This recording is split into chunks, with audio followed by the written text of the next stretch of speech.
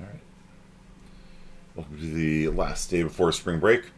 So, I was thinking about what kind of giant mega project I can assign you over spring break, and then I was like, nah. You guys just finished Space Invaders. Enjoy. No homework. Okay. Maybe, I don't know. Maybe I'll come up with something, but I'm not really planning on it. Okay. Well, look at all the time you could be studying. All that time's going to waste. Master's giving Dobby less stress. All right. So, yeah, nah. I was planning on having the next social issue in computer science go up, but we'll do that. We'll do that after we come back. Enjoy your spring break. It'll be fun. All right. So, we talked about racism in computer science last time. Always, not a fun topic to talk about, but an important one. And so a lot of students were asking, is the bias intentional, or is it, is it programmed in, or is it just picking up on things? And without talking about a specific concrete example, it's, impossible to say. And also, it involves mind reading, the programmers of a company. There's been sort of a variety of different reasons for these things. A lot of them, it just involves, people just not thinking about it, and so obviously not intentional in those cases, but at the same time, probably something they could have thought about if they had, had that on the radar a little bit, which is the reason why I gave the talk. It's like, if you guys become professional computer scientists, at least, in the back of your head, be like, let's see how this Tesla autopilot thing works on avoiding pedestrians of different skin colors. Let's try that out, before we deploy it into the real world. You know what I mean? Yeah. Yeah. Sometimes, especially with machine learning, it's kind of hard to say why it picks up something. Like the way the machine learning works is, well, there's no one way. Again, it's a giant topic. But the way that, like, let's say you're doing a neural net, you feed it a ton of data, and you feed it an input, and you say, categorize this, approve the loan or not. The thing says approve the loan, and you're like, correct. Approve the loan or not, approve, wrong. And every time it gets it right, you positively reinforce it, and every time you get it wrong, you negatively reinforce it. And one very simple way of training neural net is you score it. Like you have 10,000 mortgages called the ground truth that you've personally vetted and are like, all right, these are correctly categorized. And if in those 10,000 people you've correctly categorized, black people don't get mortgages approved more often than white people or Asian people or Hispanic people, because again, it's not just black and white. Then the neural net can oftentimes pick up on that. And even though he didn't tell it to be racist, there's a lot of different ways that it can statistically derive that and be racist. Anyway, so, it's a good idea, again, just to look at it and try to make sure that your machine is kind of being fair. Okay. Big thing in the news right now is the hashtag Stop AAPI Hate, which, after the horrible shootings in Atlanta, it's racism against Asians is finally kind of on the nation's radar, which is a good thing. Not the racism, right? Like the fact that people are talking about it and stuff like that. That's probably a good thing. And it'll be interesting to see if it's still going to be socially acceptable to like discriminate against Asians at the college level, right? It's the whole lawsuit against Harvard, right, which the judges keep citing against Asian people, is that it's okay to discriminate against Asian peoples at the academic level. You're far less likely to get into Harvard, like 3 times less likely 25% chance of an Asian getting in, 35% chance of you're white, given a certain set of scores, and then it's like 75% if you're Hispanic and 95% if you're black, and two different judges in appeals courts ruled, yep, that's fine, it's okay. Number of Asian applicants have been going up. They have kind of only a little bit allowed more Asians in at Harvard, and so the allegation is that there is a quota. There's a racial quota at Harvard. What Harvard does is it consistently rates Asian people as being lower on social skills than people of other races, and judges said that was okay. That that Harvard is within its rights to discriminate against Asian people. So it's like, all right. So it'll be interesting to see if that changes, right?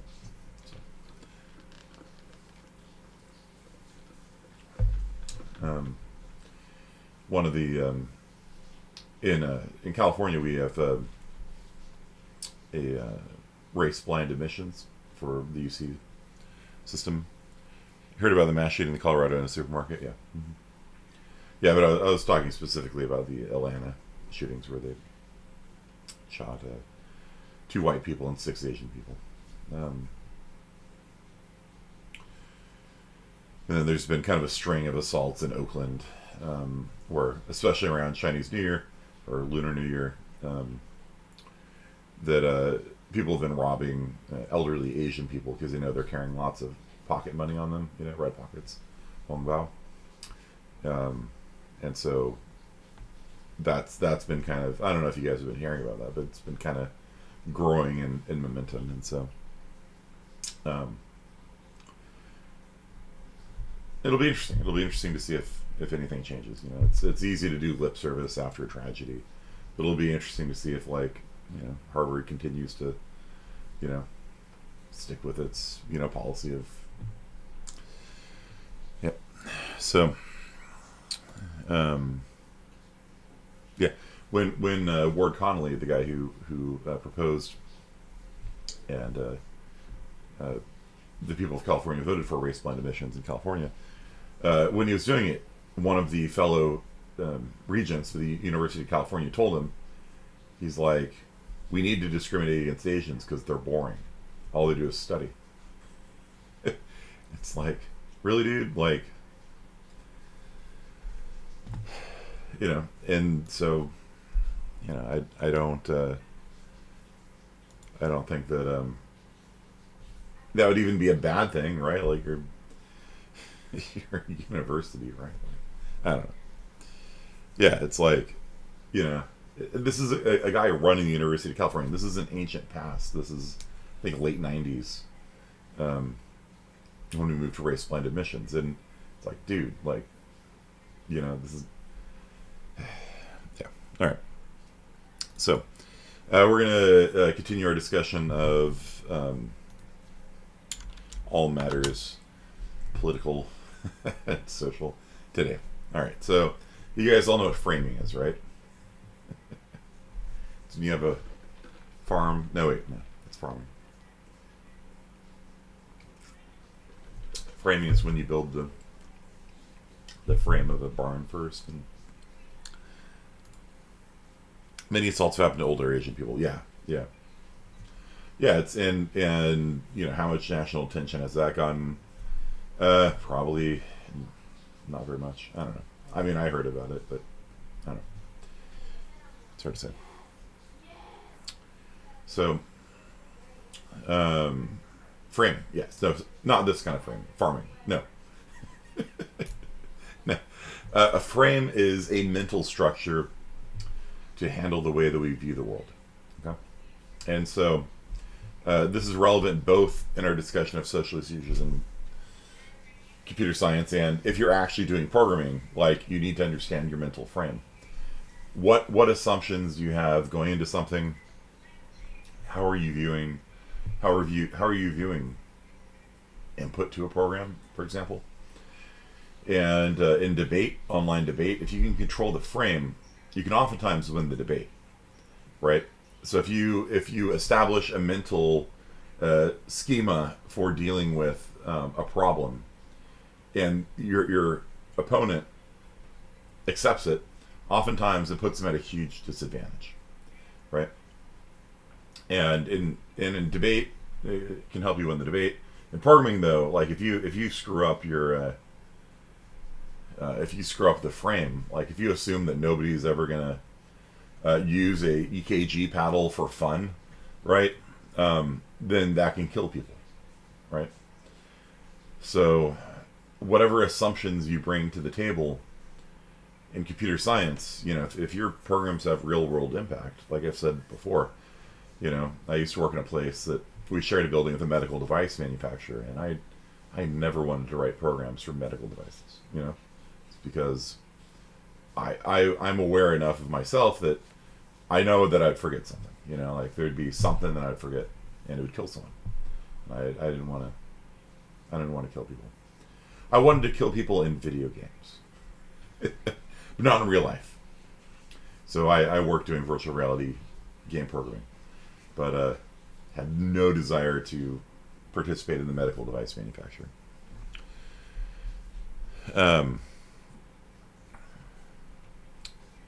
Like a paradigm, yeah, that's one way of putting it. You know, there's a paradigm you kind of think about the world, and so yeah, like if you bring to medical device manufacturing that nobody will ever, you know, EKG somebody for fun, you know, you'll kill somebody. Or if you assume that, you know, power can't go out in the middle of, you know, the device being on. Like let's say that you've got a dialysis machine, and dialysis machines, you know, purify people's blood, kind of the way that your kidneys do, and your liver does too as well.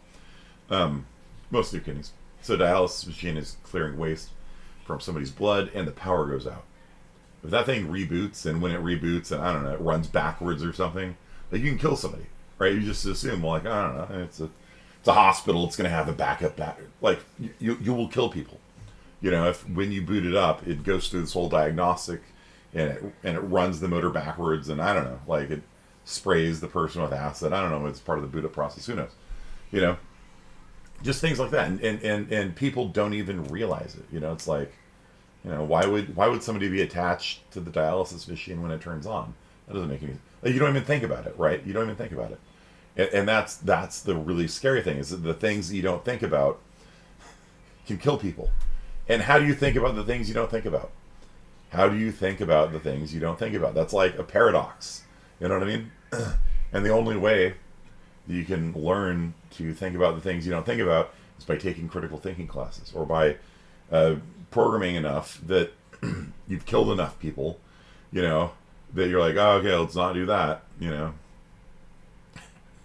Probably better to do the critical thinking class, you know, and to learn to look at your assumptions and be like, all right, I'm reading airspeed on an airplane. Why am I storing this in an unsigned integer? Unsigned integers can only hold 0 and positive numbers. What happens if the airspeed goes negative? You know, well, it can't go negative. Airplanes don't fly backwards. If you do get a negative airspeed reading, like there's a gust of wind that's really strong that, you know, knocks the airspeed reading negative, then if you use an unsigned integer, and you don't need to worry about what it is, it's kind of a first semester computer science programming class topic. But and if your number can only hold values from 0 to 4 billion, and you get a -1, what happens is it wraps around, it underflows, and it becomes 4.2 billion. And yeah, and so now your airspeed is 4.2 billion, at least according to the sensor. All sorts of problems will come about if you feed that into the system. And so yeah, just by assuming that airplanes can't go backwards, you can kill people. You know, error, reboot, plane falls out of the sky. You know, you're not programming in a vacuum. We're designing. Yeah, you're not. And so like every time you write a line of code, it's kind of like, all right, you know, how could this kill someone? Now, one of my favorite classes in grad school was called fault tolerant computing. Fault tolerant computing. Like, how do you make How do you control an airplane so it doesn't fall out of the sky? As it turns out, it's really hard. Because there's a lot of things that can break. You know what I mean? Like, let's say that everything's working right in the computer, and you send the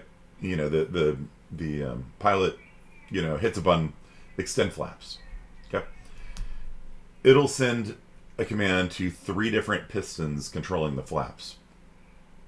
What if one of the wires is faulty and it gives the opposite command to one of the pistons? Well, then the plane is designed so that 2 of the pistons will overpower one of the pistons, and it'll have a physical voting system where it'll be a best 2 out of 3, and if any 2 of them go the same way, it'll override the third one and extend the flaps or retract the flaps. Right? And so all throughout a plane, redundancy is built in. It's one of the reasons why air travel is safer than driving a car. Everybody hears about the plane crashes because they're horrific, right? A plane crash is terrifying. Like Kobe, who died in a helicopter accident last year. It's horrifying. He's flying his daughter and their youth basketball team. Oh my gosh, dude, that's it's horribly tragic. And a car accident, which kills far more people by any measure, per capita or whatever. Mace, can you turn the light on? Thank you. The camera's been flashing. It's trying to adjust to the brightness levels. It's far more mundane. We're used to car accidents killing people and maiming people, and so the human mind doesn't worry about it as much. So yeah, the mental frame that you bring with you it's something you need to think about, right? And like I said, in programming or in just real life. And so there's Zen Buddhism, right? Zen Buddhism is the entire purpose of Zen Buddhism is to try to remove the filter, remove the mental filter that you have. Stop trying to impose what you think the world is like on the world, but actually to view the world as it is. And if you ever heard of like Zen koans, what is the sound of one hand clapping? Have you guys ever heard that before? What is the sound of one hand clapping? If a tree falls in the forest and nobody hears it, doesn't make a sound, things like that. That's not really what a koan is about. A koan is not a riddle. It's not like a puzzle that you solve. It is a story designed to make you question the assumptions that you bring, to make you aware of the assumptions you bring, and so you can think about them, right? So I think car crashes will be big when self-driving cars crash, as it would be all AI's fault. Yeah, we're going to have a whole talk on that too. It's an interesting discussion. So for example, one of the phrases in Zen Buddhism is, if you see the Buddha, kill the Buddha, right? I think this might actually be on one of the frames here. The slides here. But like, if you're a devout Buddhist and you hear, if you see the Buddha, kill the Buddha, like, what? What? I thought we're not supposed to be violent. I thought we're supposed to respect the Buddha. Like, what? And so it challenges that sort of, that frame that you have, that assumption that you have. And there's all sorts of interesting interpretations of that phrase, right? Like, I was talking to a friend of mine about it, and he said, if you can see the Buddha, it's not actually the Buddha, so strike it down, and there's a lot of really interesting takes on that, on just that one phrase, but the point is to challenge, these assumptions that you bring to the table, the frames you bring to the table. So let me give you an example of this in debate, okay? Because if somebody accepts your frame in a debate, then the debate's like already 90% more. Okay, so let me show you how left-wing, and again, these are simplified greatly, and again, there's also middle-wing and center-wing people as well, and people that don't map easily into these concepts, but whatever, it makes for a simple table. So if you're talking about the abortion debate, right, there's pro-choice on one side and pro-life on the other side, and that's deliberate, right? That's deliberate. If you accept the debate is between people that are pro-choice and people that are anti-choice, like, who the hell would be anti-choice. You know what I mean? Like, if the abortion debate really was of can women do what they want with their bodies, then it would be a very the debate would be over, right? Because like, yeah, I mean, why would you? I mean, there's probably some misogynists out there, but probably not actually that many. As they know, I can tell a woman what she can do with her body. However, the right wing people say no. It's about, there's an actual different human life inside of the woman. It's not her body per se.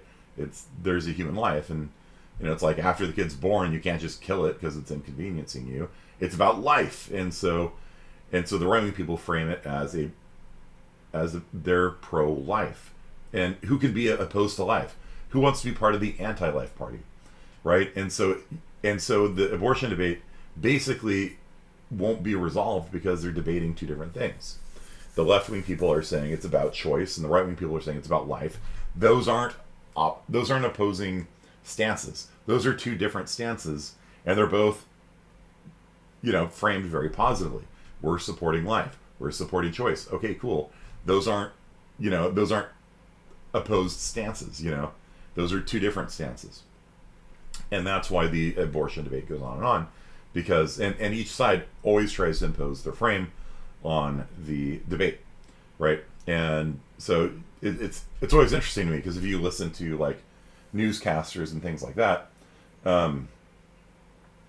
by the terminology they use, you can tell whether they're left or right wing. It's very interesting, right? Like, especially if you hear like a broadcaster say like the pro-choice versus the anti-choice people. It's like, the anti-choice people don't call themselves anti-choice. You know what I mean?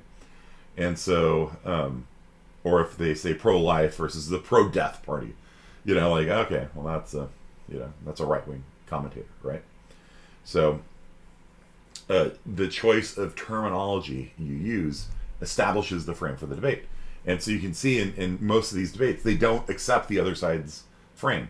And so they just end up arguing and talking at cross purposes. Okay. So, so for healthcare, single payer healthcare, right? Single payer. Who wants to have multiple payers? Who wants to have complexity? It's simple, it's single payer, right? Simplifies everything. Get rid of the insurance people. Everybody hates medical insurance. Simplify it. There's just one payer. It's nice. It's easy. The single payer is not you either. It's the government. So it's free healthcare for all Americans. And, who can be opposed to that? And then the right wing are socialist healthcare, right? Like, look at Venezuela. Look at communist Russia. And so the frame is very different, right? This is on how many payers are there for the healthcare system. We're simplifying it, right?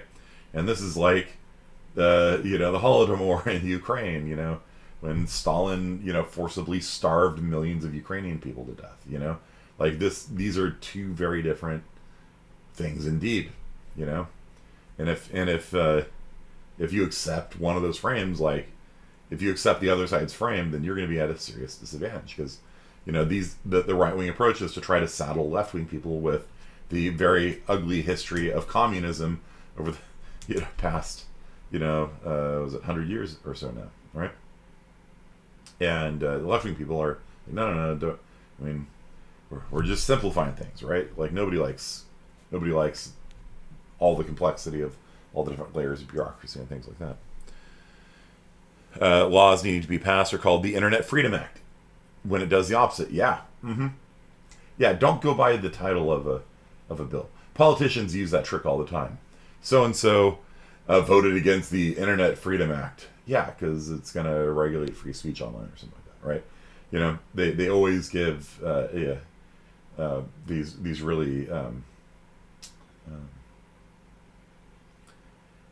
really like who could argue against it titles, right? On a bill. And they do that deliberately, and then if you vote against it, you get tarred and feathered. They voted against the Help American or Save Our Children Act, right? What was the one a couple of years ago? DACA? No. What was it DACA? Was that the Dreamers? Yeah, that's the Dreamers. No, what was the one I was thinking of? SOPA. Yeah, SOPA is Stop Island Line Piracy Act. Okay, cool. Who wants to support online piracy, right? And PIPA, the Protect IP Act. And then there's like Save Our Children Acts and things like that. Who doesn't want to save the children? You know what I mean? Like, no, I'm gonna vote to kill the children. You know, like who's what politician is gonna be like, no, I don't want to save children. Like nobody does that, right? And so it's all about controlling that frame in politics, right? Left wing, right wing, right, on immigration, right? Left wing always talks about refugees, right? And right wing, like was it Donald Trump Jr. that said you wouldn't eat M&Ms if 1 out of 10 M&Ms was poisonous, would you? Right, like directly framing the issue as like danger, because that's if you look at broadly, again speaking psychologically, right wing people are afraid of change, and left wing people want change, right? And so conservative means you want to preserve the status quo, and left wing means you want to change the status quo. And progressive, right, means you want to change the status quo. And so the right wing objection to things is like, all right, you want to change, that's cool, but how do you know the thing you're changing to isn't going to be worse, right? And so those are the, like, psychologically speaking, that's sort of the big high level difference, right? Undocumented workers versus illegal aliens, right? Like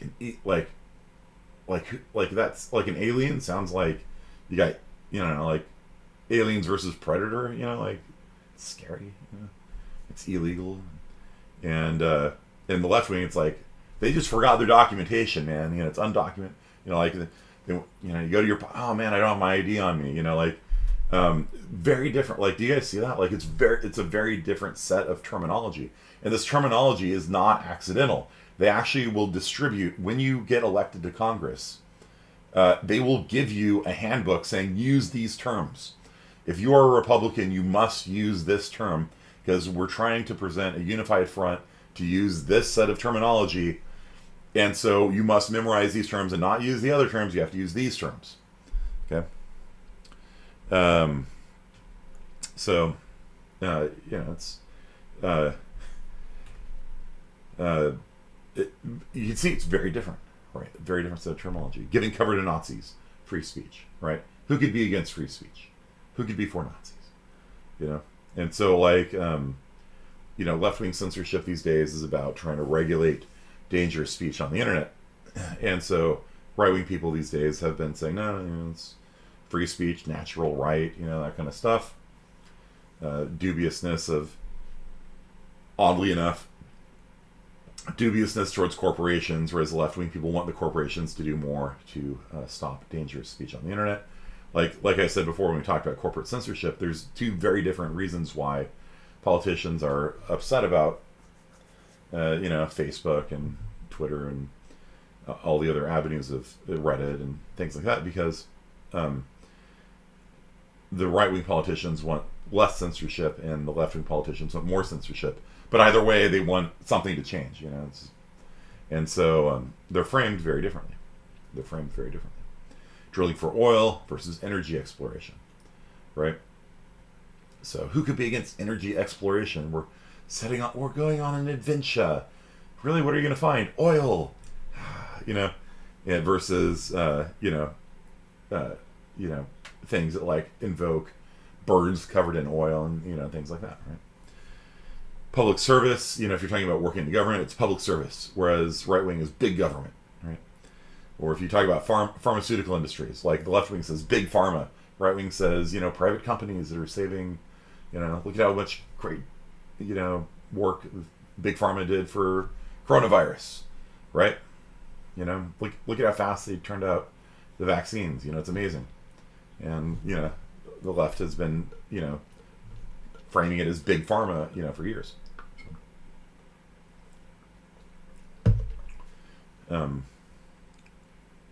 Cold venture for oil, bro. Yeah.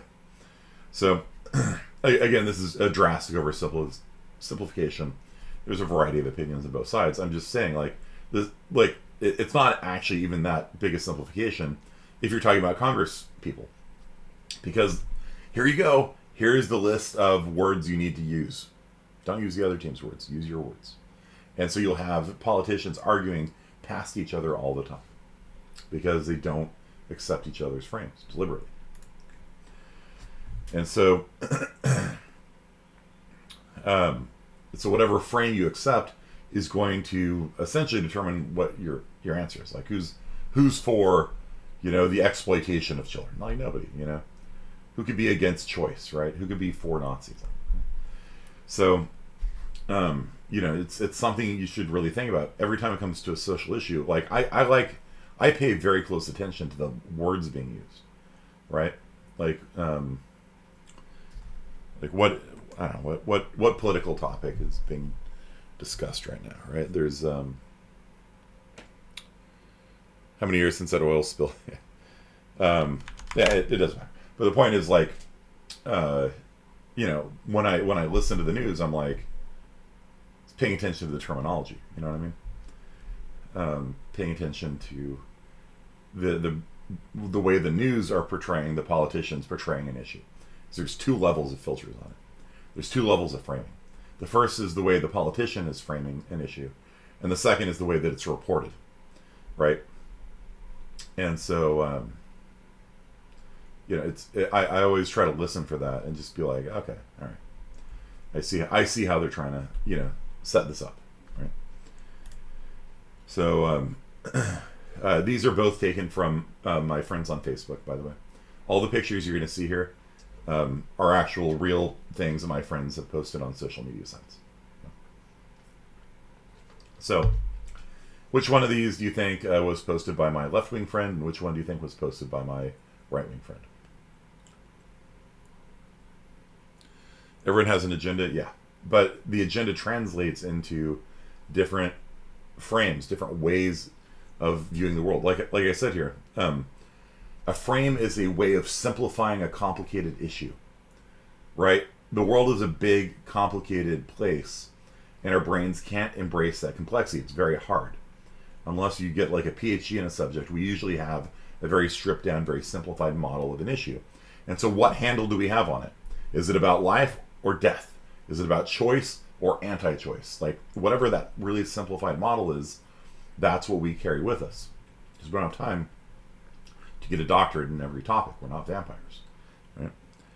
So, Captain America is from the right wing, you would think, right? Because it's got patriotic imagery on it. But this is from my left-wing friend. This is a Antifa supporting a person, in fact. And so he supports Antifa because he says anybody that Antifa is punching is by default a fascist. Because if Antifa is against fascists, then anybody they're against must be a fascist, right? The logic is impeccable. So, so this is actually from my left-wing friend. And my right-wing friend is criticizing the left's criticism of making everybody they don't like a Nazi, right? So these are almost in opposition to each other, right? Like this guy saying, I want you to punch Nazis. And then the guy on the right is like, yeah, just because you don't like somebody doesn't make them a Nazi. You know what I mean? Like, you should probably spend more time trying to figure out if somebody is actually a Nazi before you punch him, right? There was a woman at Berkeley that was wearing a red hat that got socked, right? Or maybe it was a guy that was wearing a red hat at Berkeley and just got knocked out. Why? Because they thought it was a MAGA hat, right? So, the logic is, if you're wearing a MAGA hat, you support Trump, and Trump is a Nazi, and so it's okay to punch him because he's supporting Nazis. And so if you're Antifa, and then hit a person in a red hat, and then afterwards, oh, sorry, didn't see it. So yeah, and so that would be oppositional views on the same matter, right? Like for against Antifa. Again, which one of these portrays Antifa in a good frame? Which one of them portrays them possibly in a negative frame?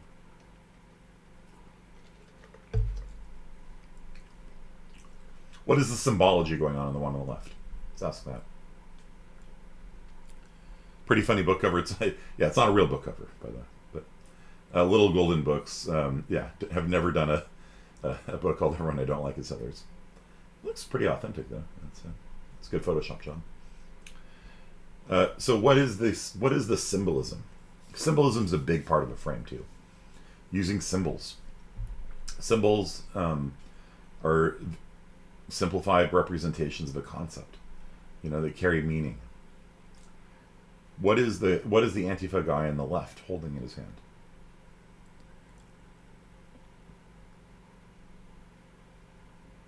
Can you guys see that? Does that come through?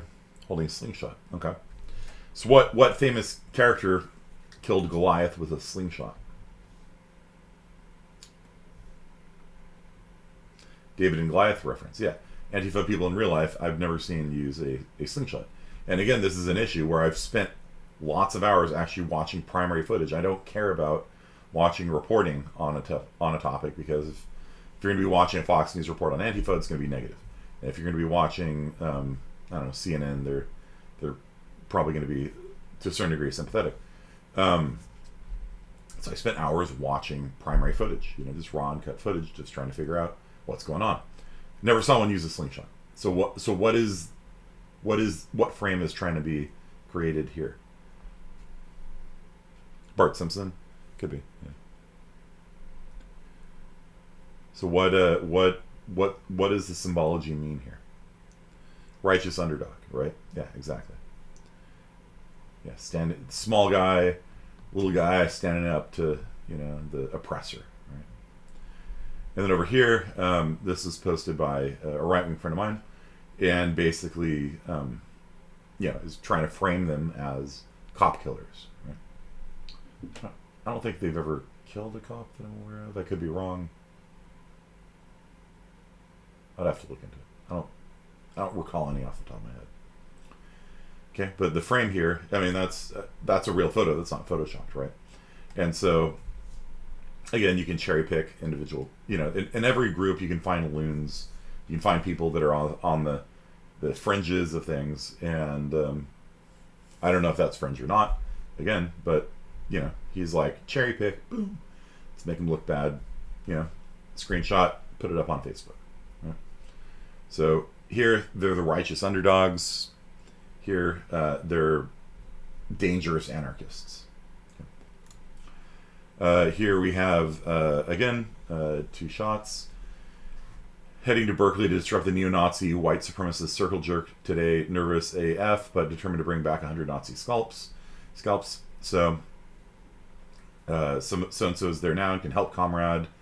Respect, stay safe, be careful. And they ass. Can you bring back 100 white people's dreads while you're at it? Go get them. And so, again, heroic underdog. Go cut off 100 white people's dreads. And here you have again portrayal of the group as unflattering, right? So the all white men are terrorists, right? So you can see the difference of portrayal, right, in the media or on social media. So in politics and public affairs, if you're ever going to deal with the public, you need to understand this, right? Like you almost never even acknowledge the frames of the other side. If if you're doing if you're giving a speech, don't accept the other team's frame. For example, the Democrats are trying to frame Richard Nixon after the Watergate affair as a crook, right? There was no actual evidence, I think, that Richard Nixon knew about Watergate. There was the famous tape that got erased, right? That purportedly, people think, but they don't know, but they think, had audio evidence that Nixon, knew in advance and ordered the break-in and covered it up, right? But as it was, they were just kind of accusing him of being a crook. Wasn't the Watergate, or was it some other issue? I think it was the Watergate on that one. I'm not. And so then Richard Nixon goes on to TV and says, a lot of people are wondering if I'm a crook. I just want you to know, I'm not a crook. And so what he did was he accepted the frame of the other side. And so rather than, it was Watergate. Okay. You guys don't know what Watergate was. The Republican dirty tricks team broke into a psychologist's office to steal files on opponents of the Republican Party so they could get blackmail on them, right? And so they got caught. And so there's a big scandal outrage, as you can imagine. And the trouble is that Richard Nixon accepted the frame. Am I a crook? Am I not a crook? So everyone starts debating. Well, do you think he's a crook? Do you think he's not a crook? Let's split the difference and say he's half a crook. Did the other side get caught? The people breaking into Watergate did get caught, right? And so, he he accepted the frame and then very promptly got drummed out of office. Ronald Reagan. They were trying to frame Ronald Reagan at the time. He was the oldest person to run for presidential office. And so there was a constant drumbeat from his opponent. I think it was Mondale in that election. That he's too old. If there was a nuclear war, would you want this old guy running the country? Or do you want young, peppy, 60-year-old Walter Mondale? And so in the debate, the moderator asked Reagan, I guess I can just play it for you. Huh? You already are the oldest president in history. Some of your staff say you retired after your most recent encounter with Mr. Mondale. I recall yet that President Kennedy had to go for days on end with very little sleep during the Cuba Missile Crisis. Is there any doubt in your mind that you would be able to function in such circumstances? None at all. Okay, so the question. So the reporter starts by saying there's reports from your team that you've been tired. Second point, JFK had to go multiple days without sleep. The Cuban Missile Crisis, obviously JFK was, I think, maybe the youngest president, one of the youngest presidents ever. And is there any doubt in your mind? So what trick was that? Is there any doubt in your mind? We talked about this about 2 weeks ago.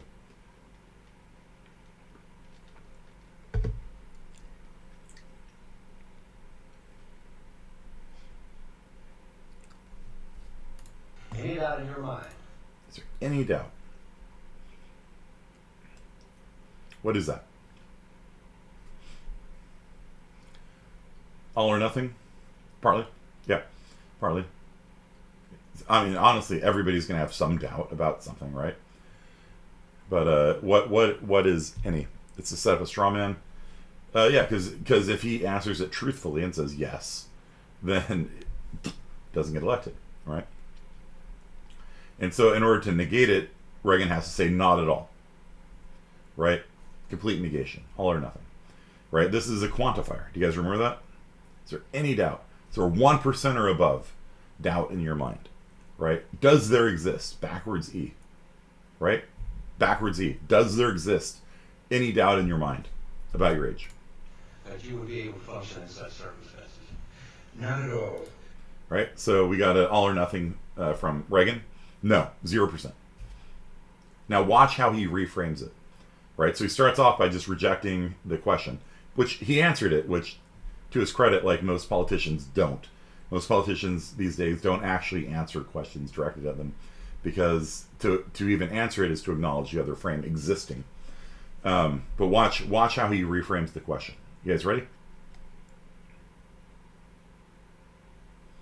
You guys still here? YouTube might copyright strike me, so make sure you guys watch this live if you can. All right. Watch how he reframes it. Mr. Truitt, and I want you to know that also I will not make age an issue of this campaign. I am not going to exploit for political purposes my opponent's youth and inexperience.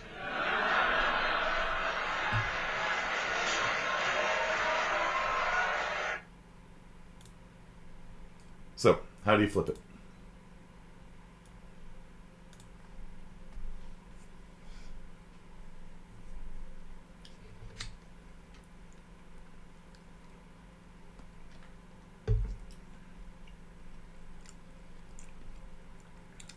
You made the issue something else?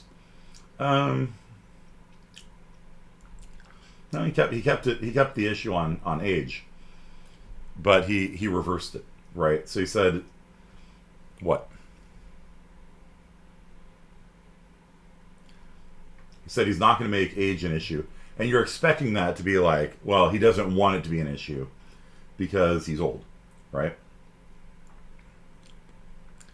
But that's not the reversal. Like if you just say, hey, I just don't want to talk about my age, that's a very weak response. I don't want to talk about my age. Now everyone wants to talk about your age, you know. How did he flip it? How did he flip the frame?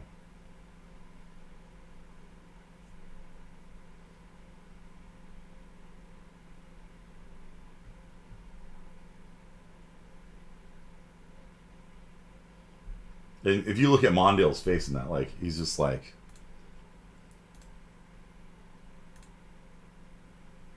zing. Right? He called his opponent youth and inexperience. Yeah. So it's not about my age, it's about my opponent's youth and inexperience. Right? And considering Mondale is a pretty old dude with lots of experience, it's just kind of funny. Right? And so you can click on these links here. Clinton framed welfare reform in terms of poor people being lazy, right? We need to get lazy people off welfare. Reagan has a number of good quotes on communism as well, how to frame communism, things like that. So the downside, though, is that they limit your ability to see the truth. If you've accepted a frame that, like, this is the way the world is, every bit of information you process is going to come in through those frames, right? If you see everything in America as being wrong, right? Even if there's something nice about America, you're going to discard it as an outlier, right? But if anything that comes in that is wrong about America, you're like, see, confirms my bias, right? And so it's really important to try to observe your own frames that you impose on reality instead of seeing reality as the way it is. There it is. You see the Buddha kill the Buddha. So, for example, I worked with a nonprofit. I do grant writing as kind of a side business, and I wrote a grant for a nonprofit organization that, among other things, works with male victims of domestic violence. Male victims of domestic violence, which is something that a lot of people have never heard of, right? In fact, if you look at the laws in a lot of states, it says he, right? When it talks about defining domestic violence, it'll say when a man strikes a woman and they're married or something like that, you know? And so a woman could literally hit a dude or shank him, and it's not against the law because the law says when a man strikes a woman. But if a woman stabs a dude with a fork, it's not domestic violence because it's gendered, right? And so it's literally impossible in those states for a woman to commit domestic violence. But if you look at people think it's like zero, like that just doesn't happen, right? And there's also male-on-male domestic violence as well, of course. And so about 15% of women have been assaulted by a partner, and 7% of men, right? It's more common for a man to assault a woman than the other way around, for sure. But it's not zero. And if you look at the number of shelters, there's obviously women-only shelters. There are no male-only shelters, or if there are, there's like one, you know? And even if you ask, like, hey, are there any places where my buddy who just got assaulted by his wife can go? Is there a battered men's shelter? This is in, the San Francisco Bay Area, which is one of the most progressive, places on the planet. And look at the responses that he gets, right? Hey, my friend got beat up by his wife. Is there a place where we can go? And San Francisco, California. Is there such a thing? A friend of mine, this is a guy asking the question. Is there such a thing? A friend of mine is seeking refuge from his large and angry wife. Any help would be appreciated. Thanks. What's good for the geese is always good for the gander. Oh, Sheila. Oh, Sheila. Really? Dude's getting domestically abused and you're like mocking it?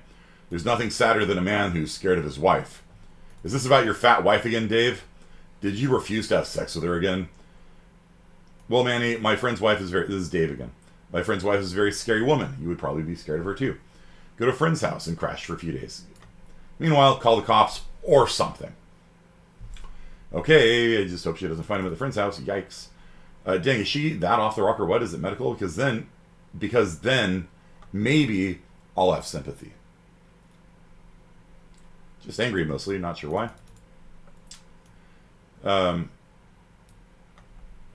Sounds like a pretty serious mental disorder. That's be honest, Dave. Is this really about you? Ha ha ha. Gimme Shelter. You know, obviously the Rolling Stones song. Like, really? You know, could you imagine like a woman's like, hey, I just got beaten up by my husband. Can you recommend a shelter to me? And people are like, haha, Gimme Shelter, Rolling Stones. Come on, be honest. You know, like, holy smokes, dude. You know, and this is San Francisco. That's supposed to be on the, you know, the super progressive side of everything. I can't say I've ever seen a battered men's shelter or brand spanking new men's shelter either. Weren't these dismantled after World War II? Dave, show us a picture of her. Scary. It's sad you're still with that heifer, Davey. You and Becky could have been so beautiful together. Mocking one after another, you know? And I was like, what the hell, dude? You know? And so I wrote a grant to help make a, basically to help this group that assists men who are victims of domestic violence. You know, and people act like it's a joke, you know, and it's not, you know? Like, so in a study in Ireland, there's a Wikipedia page here on domestic violence against men. You can read if you want Wikipedia's take on it. 41% of the time when there's when a woman phones the police and says, "Hey, we're having a domestic violence thing here," 41% of the time the police show up and kick the man out, and he is threatened with arrest or arrested 28% of the time. When a man called the police saying, "Hey, my wife is domestically violencing me with a knife or whatever," 0% of the time the woman is ordered out, and 0% of the time arrested. Right? Not a single case out of the hundreds of calls to the police. "Hey, my wife's got a knife. She's coming at me." 0% of the time was she ordered out. 0% of the time arrested. Right? And that was one study that was in Dublin, I believe. In America, it's maybe slightly better. It's like 1%, you know, or something like that. Like, it's not great, you know. But that one study is very interesting because literally not a single case ever did the police intervene to protect a man, but with a woman, quite often. Right? And 12% of the time, when the man called the police saying, "Hey, I'm being domestically violated," he got arrested. Can you imagine? Help. And then you go to jail. Right? And one of my students a couple of years ago said, "Yeah, that happened to me." Sorry, dude. Like, you know, it's not, you know, I worked with this group for a while, and it's a jacked up situation, you know. And so the reason why people are mocking this, the reason why the police aren't arresting people, the reason why the law says he commits violence on she, is because that's our mental frame. When you think of domestic abuse, and it is more common that way, when you think of domestic abuse, you think of a guy beating up his wife, right? Gets drunk, comes home, you know. And if that's the way that you perceive reality, when something happens that doesn't conform to the reality, like you saw on Yelp in San Francisco, these people should have sympathy for a guy. He's being abused, you know. Ha ha ha. Gimme Shelter, Rolling Stones, yeah, baby. You know, oh, it's about you, Dave, isn't it? That fat cow, huh? You know, and that's how people, and they just it gets rejected. You saw not a single person on there had, like, you know, the best was like, I don't know, I've never heard of one, stay at a friend's house or something. You know, that was like the most sympathetic. Like, or I don't know, yeah, it's something. You know, literally every person on that page, you know, was just like rejecting the fact that it was even happening. You know, and now put those people in power in politics and have them write the laws. You know, and that's why you got laws that and it's changing, by the way. It's getting better. But that's why you have laws that like won't even allow a woman, if she stabs a guy, it won't even be domestic violence because the law is written specifically he versus she, right? So where's the equality? Where's the sympathy, right? You know, I mean, the fact of the matter is, like, we talk about, like, most people have a good nature, and most people would sympathize with a guy that gets stabbed, right?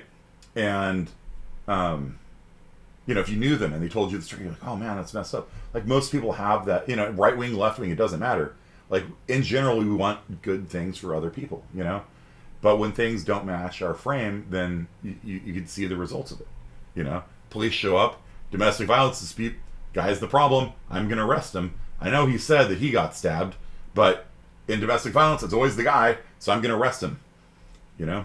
1 out of, you know, 6, 7, 8, 1 out of 8 times, yeah, they arrest the guy who was getting abused. If a man even touches a woman, straight to jail. Yeah, yeah. The guy, his wife was blocking him from leaving the house. He's like, they're having a fight. I need to get out of here, and she didn't. So he picked her up, moved her out of the way, and left. And she was like, "That's assault," and he got arrested for it. Right? She was trapping him in the house, you know, and he just wanted to leave, you know, goes to jail. So, yeah. Sorry for being a downer on this, but like, that's 100%, in my opinion, the result of a mental frame.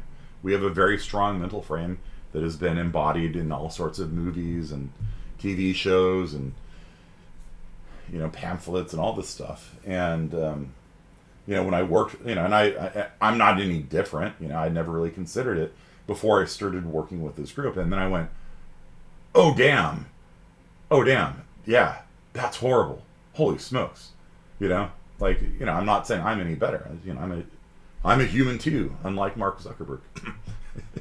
Right? So, you know, shelter services, women, 150,000 people get to go to shelters. Children, 135,000 get to go to shelters. Pets, 161,000 pets get to go to shelters. Men, 1,000. Right? So, you know, if you're talking about, like what we talked about last time, disparate impact of races, things like that. Look at the disparate effect of what services are available for people. You know, men are half as likely to be abused as women. That's very true. But look at this: 150,000 women get to go to shelters, 1,000 men. 150 times the ratio, right? The actual violence rate is 2-to-1. The services provided is 150 to 1. Disparate impact, right? And why are people upset about it? Because they've never heard of it. It's just, you know, I don't know.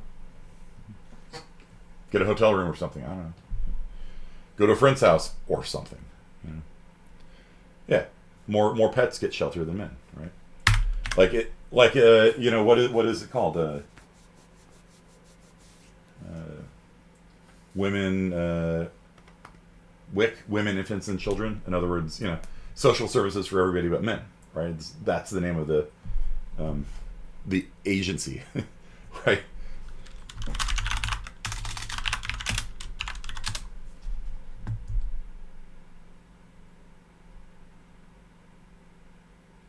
Well, yeah. It's the California Women, Infants, and Children's Program, right? Who does that leave out? Everybody but men, right? And it's not like I'm trying to say you should go out and become a men's right activist or something, but you know, when I worked with this agency, it's just like, yeah, okay, it sucks, you know. And I think right wing people would say, yeah, that sucks, and left wing people would say, yeah, that sucks, you know. But why is it not an issue? Why are people not protesting in the streets about it? Because just, you know, it's the mental frame is that domestic abuse is always man on woman, you know. So I mean, the guy that I worked with, he had been the victim of domestic violence himself, you know. So yeah, sorry for being a downer, but like, you know, it's after I worked with them, I was like, oh wow, you know, that's a jacked up situation, you know. So, yeah.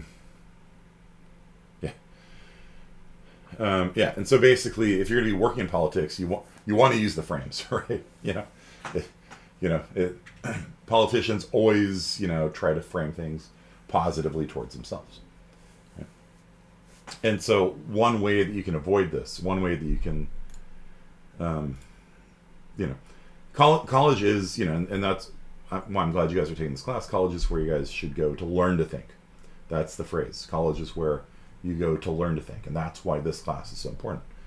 And so if you want to see what frames you have on, read news and opinions and editorials from people that are radically opposed to your own. Right? Radically opposed to your own. If you're in favor of gun control, read what the NRA puts out on an issue. Or I don't know, some right wing group, say what they have to say on gun control. If you are opposed to gun control, read what the proponents of gun control say. I'm not saying you should adopt their ideas. I'm just saying just read them, and just be aware of the other side, and what they're thinking and why.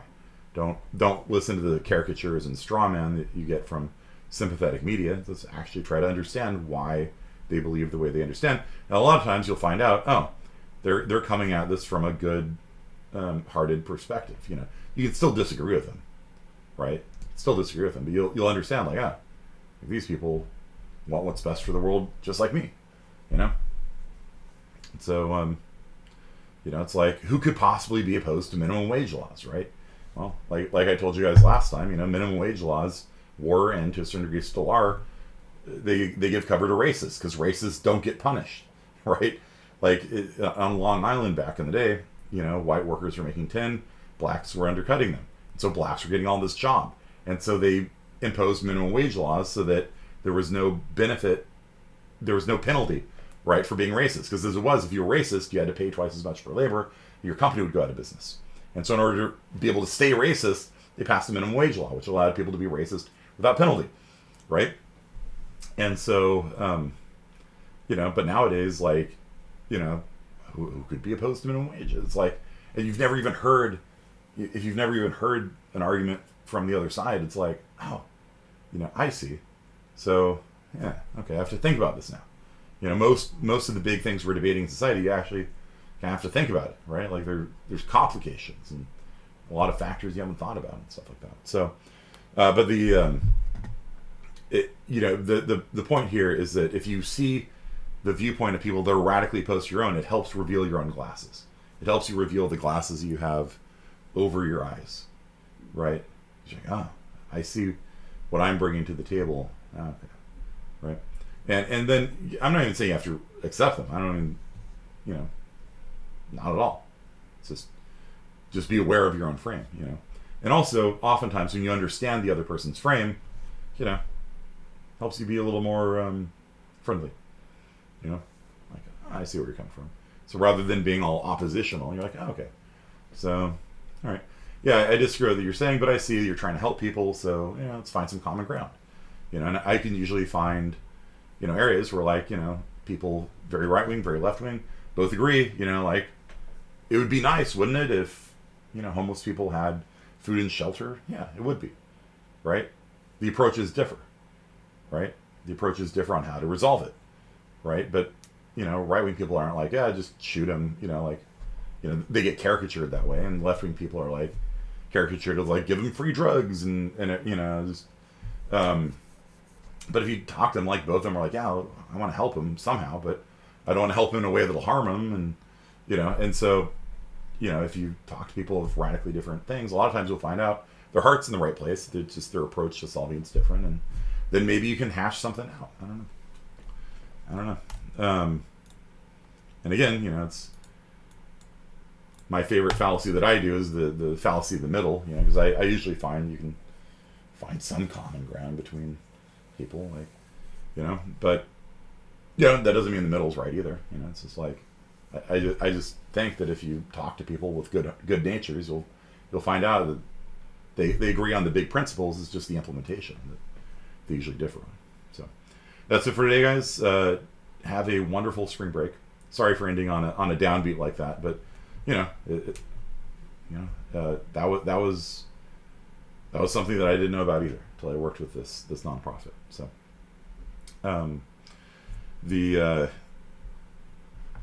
there's no, I'll just not give you guys anything over spring break. Just enjoy yourselves. We'll come back and we'll pick up a little bit more social issues. I'll read it. I'll look over your Scratch, Space Invaders and stuff like that. Hopefully have some fun with it. And see you guys in 2 Mondays. Okay.